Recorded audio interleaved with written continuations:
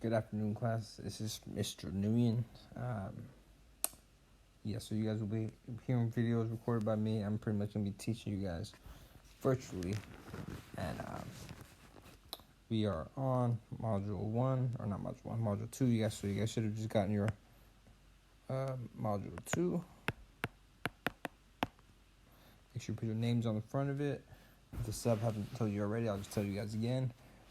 When you guys get home, you guys can get rid of your Module 1. You guys do not need that anymore. As long as you make sure you turn everything old in, I guess. We're on Module 2. Make sure you put this in your binder. So let's take a look at Lesson 1. So the first page of Lesson 1. So this should be page 6 in your module. Let me know if I am wrong, or not let me know, but just make sure that everyone knows if I am wrong, but it should be page 6. Right here, it says opposite quantities combine to make 0. We'll talk more about that in a little bit, but what I want you guys to first, actually, let's look at the learn target. So I will add integers using the number line, and I will identify additive inverses. So before we have you guys do anything, I just want to talk about this word, integers. It's a really important word for this module. So integers are pretty much positive or negative whole numbers. So positive or negative whole numbers. So for example, that's an integer, 8. Negative 11 is an integer. Negative 2 is an integer. Negative 1.5, however, is not an integer because it's not a whole number, right? It's a fraction or a decimal. So 5/2, that's not an integer. You gotta be whole numbers, but it could be positive or negative. But yeah, we'll talk more about that later on. Right now, I'm gonna give you guys, let's say, 4 or 5 minutes. So I'll have the sub pause the video in a second. Just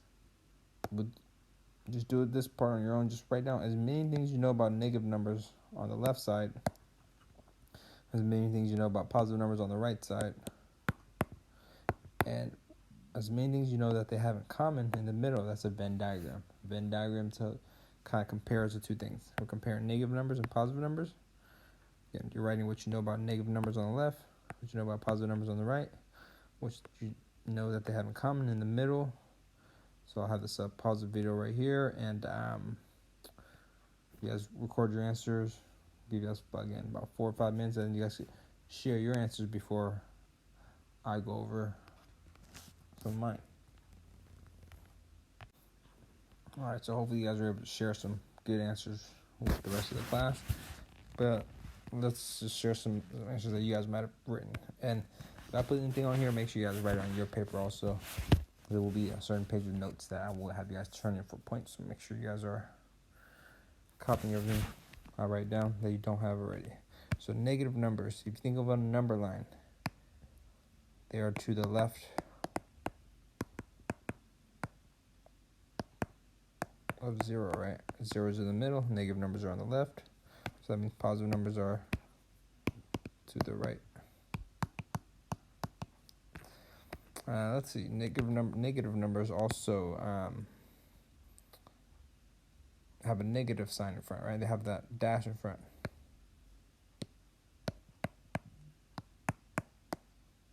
That kind of looks like a face, but has a negative sign in front. What about positive numbers? Do they have anything in front? No, right?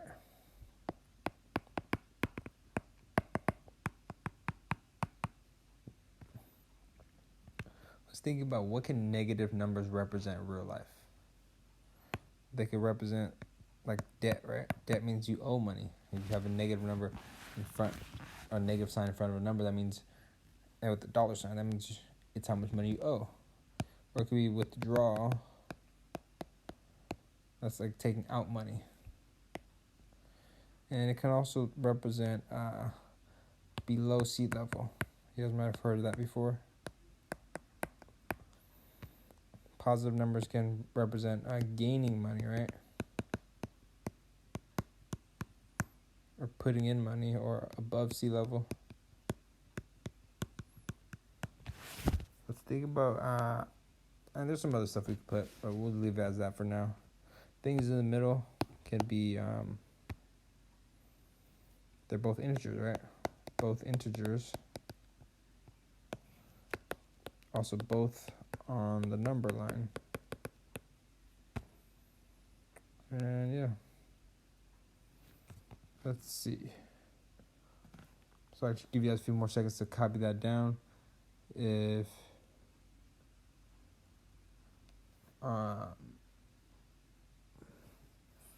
you guys we need to pause the video for everyone to finish copying it. We can do that. I know some of my handwriting is not the best. You guys already know that, but right here, the best integers. All right, so again, you guys can pause the video if there's anything you miss. Some other things that they had in the module, you guys don't have to write this down if you don't want to. But here, negative numbers are opposite of positive, right? Positive are opposite of negatives, of course. Well, that's about good enough. Okay, so now looking at page 7, it's just talking about how to use a number line. So when you're counting up, so we always start at 0 on a number line. When you're counting up, those refer to positive numbers. When you count down or to the left, those are negative numbers. And some of this stuff might be review. That's okay. Let's answer the questions below. So part A says, where do you begin when locating a number on the number line? Right there. I just mentioned that. We always start at 0, right? Part B is, what do you call the distance between a number and 0 on a number line? So this one, you guys might have heard this word. Here, I'll slowly write it out if anybody can guess it out loud. That should be enough if you know what it is. So absolute value. We're going to write down, that's a keyword, absolute value. Maybe underline it or highlight it. So the absolute value is, here we'll write down the definition. It's the distance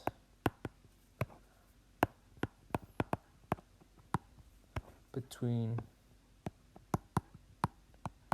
a number and 0.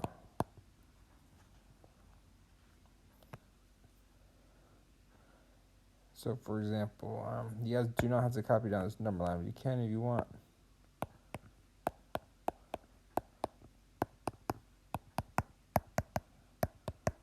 So looking at 3, if I'm asking you guys what's the absolute value of 3, I'm basically asking how many units is 3 away from 0.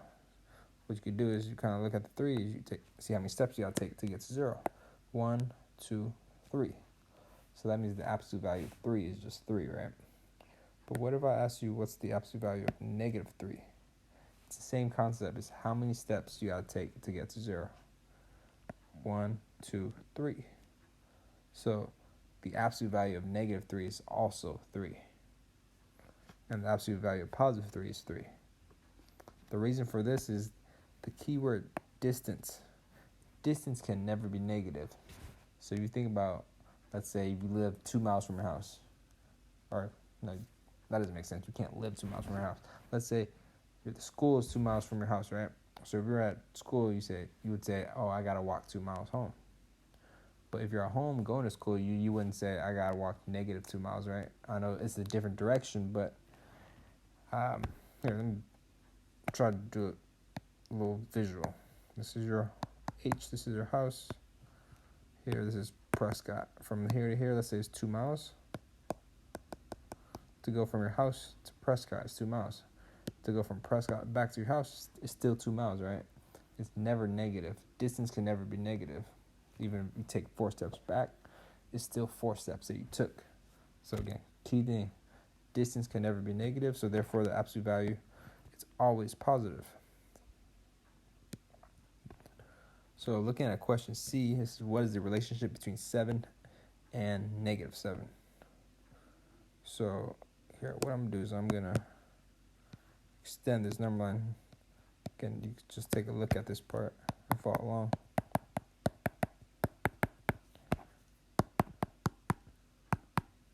So what do you notice about 7 and negative 7. Think about just that last thing we talked about.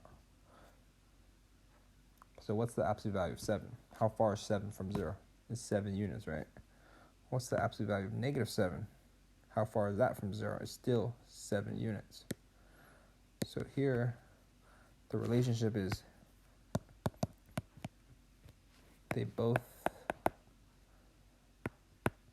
have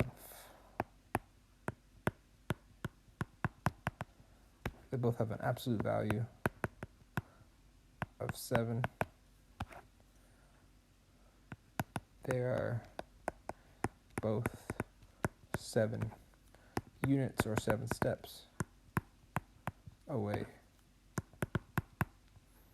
from 0. So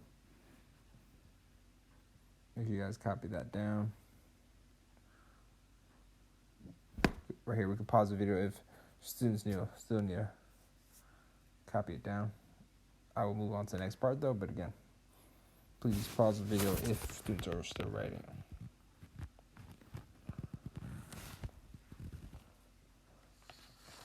All right, so let's take a look at page 8.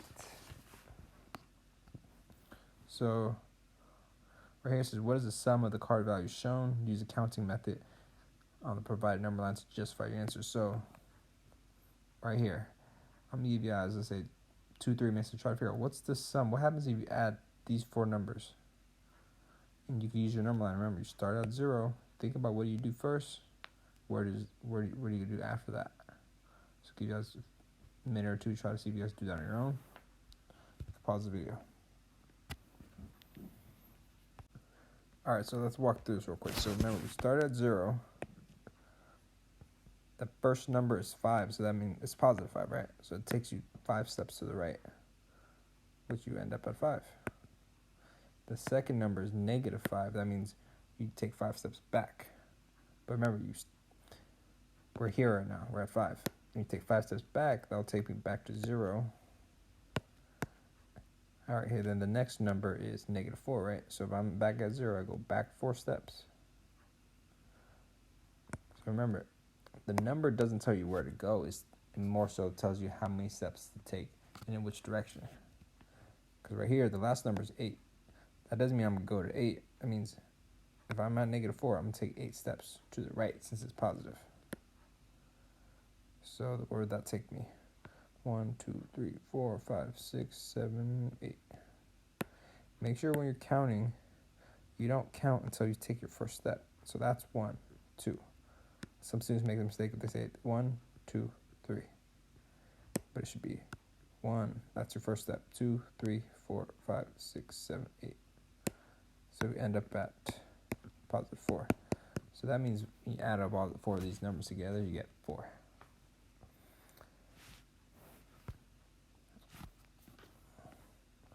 And eventually you guys will get to a point where you don't need to use a number line, but we got to start there first.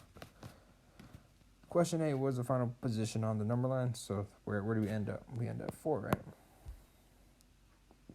So I want you guys to think about this part. What card or combination of cards would you need to get back to 0? So looking back at the number line,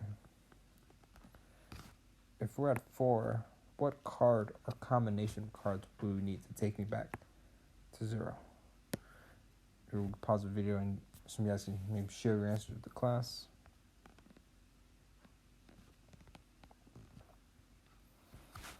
All right, so hopefully if some of you guys shared your answers here, one answer could be, if you're at 4, a negative 4 would take you back to 0, right? Or you can also say maybe a negative 2 and a negative 2. That would take me back to 0. Or even a negative 3 and a negative 1. That'll take me back to 0. And there's some other answers that also work, but those are the main ones. All right, let's look at the bottom. So right here, it says, how far is 7 from 0 in which direction? But we kind of talked about this, right? How far is 7 from 0? It's 7 units. So, but which direction though? It's to the right. Say it's to the right. What is the opposite of 7? The opposite of 7 is Negative 7. How far is negative 7 from 0 and in which direction? So it's 7 steps or 7 units, but this time it's to the left, right? Okay, that's a regular 7, not a negative 7. Negative 7 is 7 units to the left of 0. All right, after that, so right here, real quick, they talk about the integer. They refer to the integer game a lot. That just means just drawing a bunch of cards and seeing what happens when you add those cards together. That's all you guys need to know about that for now. But right here it says, think back to our previous work explaining how you would use the counting on method to represent the following. So while playing the integer game, the first card selected was 7, and the second card was selected is negative 7. So actually, for this one, I want you guys all to draw a number line. Put 0 in the middle, go all the way to positive 7. If you want to use a rule, you can. It's just quick sketch though.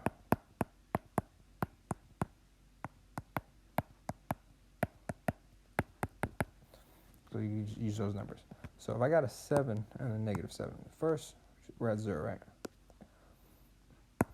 7 takes me to 7 steps to the right.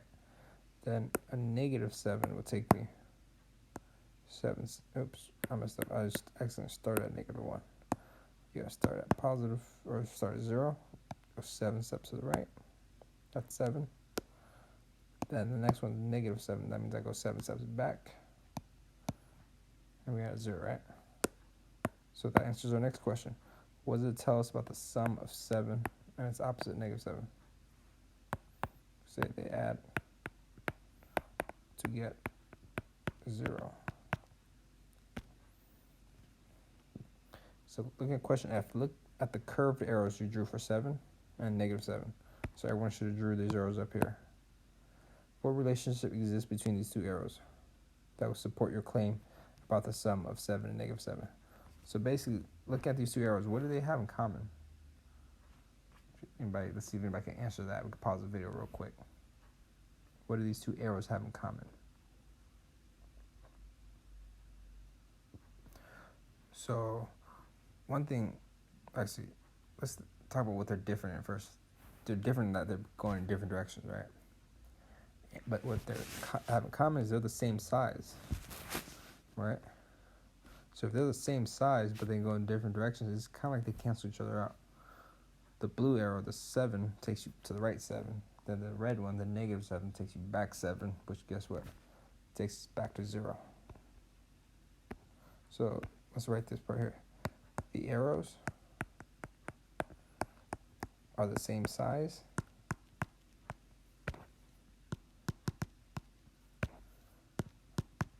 but go in different directions.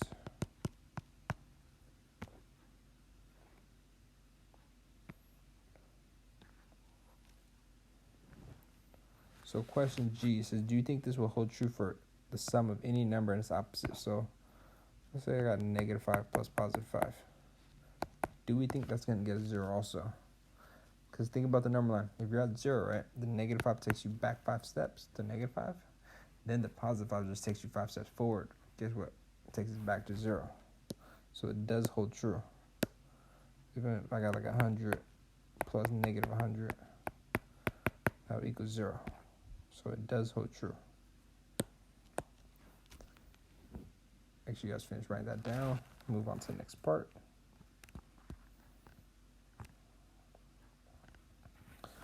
Let's take a look at the property. Again, this is page 9. You guys a few minutes to read that on your own. Or I guess, let's say about 2 minutes to read it on your own. We can pause the video then. We can. I'll go over it. Alright, so hopefully some of you guys, or all of you guys have read it. Right here it says, for every number A, there is a number that's negative A, so that a plus negative a equals 0.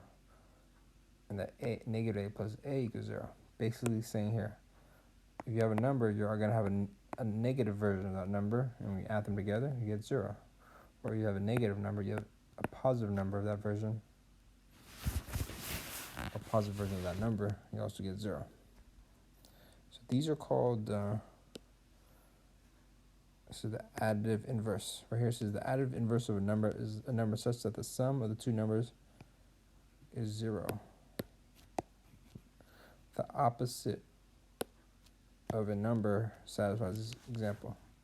So again, basically here just saying 3 plus negative 3 is 0. Hence, negative 3 is the additive inverse of 3. So I want you guys to write this right underneath the box. So negative 3 and 3, they're opposites, right? Another word for opposites, kind of like a fancy word, is additive inverse.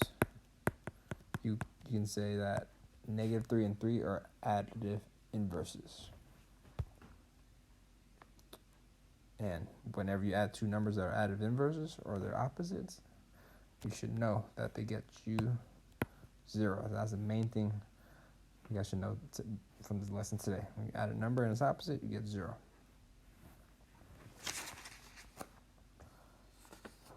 All right, so we'll stop there. The video will stop there.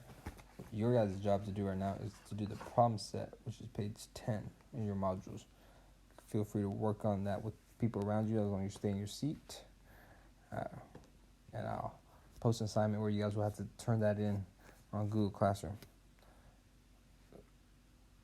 All right, so good luck. Have a good rest of your day. Make sure you guys are working on it. You guys will hear from me tomorrow. Bye.